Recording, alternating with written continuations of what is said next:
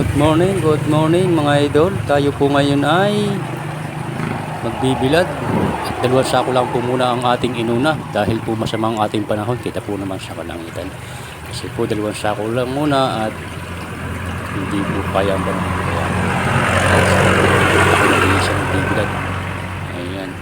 Mahirap po naman pag hindi bibilad, pag hindi agaw sa init kasi masisira po ang ating palay. Mangingitim po ang ating bigas. Yan. Kaya po, yan. 2 lang po muna. Pero pag gumanda po ang panahon ngayon, dadagdagan ko po yun ng mga 4.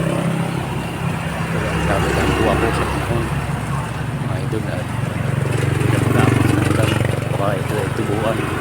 Ay mintis na pababa ating papagiling ay baka hindi maging pamunla.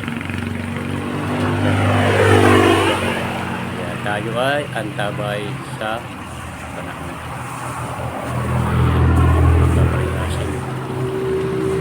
Ayan mga idol.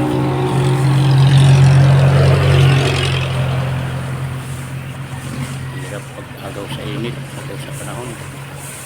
Hirapan tayo mga idol.